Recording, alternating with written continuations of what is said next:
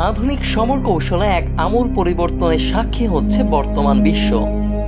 একসময় যুদ্ধের ময়দানে আধিপত্য মানেই ছিল বিশালাকার রণতরী, কয়েক কোটি ডলারের স্টিলথ ফাইটার জেট কিংবা অত্যাধুনিক ক্ষেপণাস্ত্র ব্যবস্থা।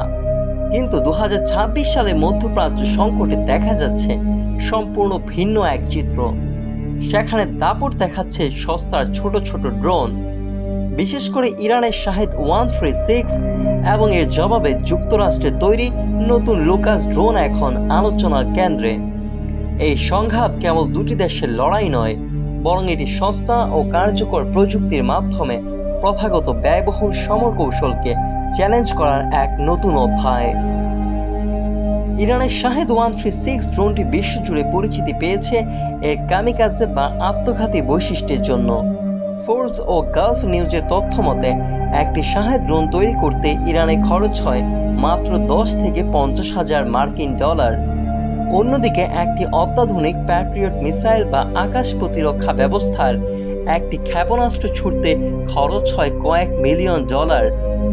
এখানে ইরান সফল, তারা একসাথে শত শত ড্রোন উড়িয়ে দেয়, যা প্রতিপক্ষের আকাশ প্রতিরক্ষা ব্যবস্থাকে বিভ্রান্ত ও পরিশ্রান্ত করে ফেলে।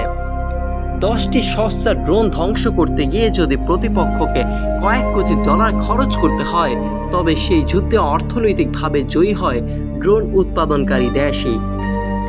দীর্ঘদিন ধরে যুক্তরাষ্ট্র উচ্চ প্রযুক্তির ব্যয়বহুল অস্ত্রের উপর নির্ভর করলেও ইরানের শাহেদ ড্রোনের সাফল্য পেন্টাগনকে তাদের কৌশল বদলাতে বাধ্য করেছে। এরই ফলশ্রুতিতে এসেছে Lucas low cost uncrewed combat attack system. মজার বিষয় হলো, মার্কিন এই ড্রোনটি প্রায় সরাসরি ইরানের শাহেদ ড্রোনের নকশা অনুসরণ করে তৈরি। $35,000 মূল্যের এই ড্রোনটি প্রমাণ করে যে প্রযুক্তিতে শ্রেষ্ঠত্ব থাকা সত্ত্বেও যুদ্ধের ময়দানে টিকে থাকতে হলে এখন সস্তা ও কার্যকর লো কস্ট হাই ইম্প্যাক্ট অস্ত্রের বিকল্প নেই।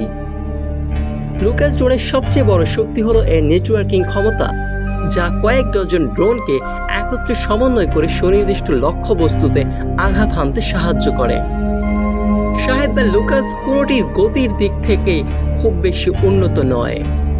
শাহেদের গতি ঘন্টায় মাত্র 185 কিলোমিটার, যা আধুনিক যুদ্ধ বিমানের তুলনায় কিছুই নয়।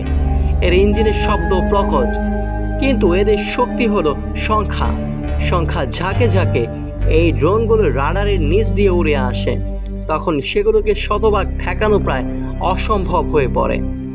এটি একটি অসম যুদ্ধ, যেখানে সস্তা ড্রোন দিয়ে কোটি ডলারের রাডার বা তেল শোধনাগার ধ্বংস করে দেওয়া সম্ভব হচ্ছে। ইরানের শাহেদ বনাম যুক্তরাষ্ট্রের লুকাস, এই লড়াই কেবল অস্ত্রের লড়াই নয়, এটি বুদ্ধিবৃত্তিক ও অর্থনৈতিক লড়াই। রাশিয়া ও ইরান যেভাবে ড্রোনের ব্যাপক উৎপাদন শুরু করেছে, তার পাল্টা জবাবে যুক্তরাষ্ট্রও এখন একই পথে হাঁটছে।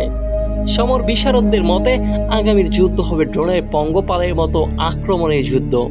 যে দেশ যত সস্তায় এবং যত বেশি সংখ্যায় এই ড্রোনগুলো কার্যকরভাবে পরিচালনা করতে পারবে, রণক্ষেত্রে পাল্লা তাদের দিকে ভারী থাকবে।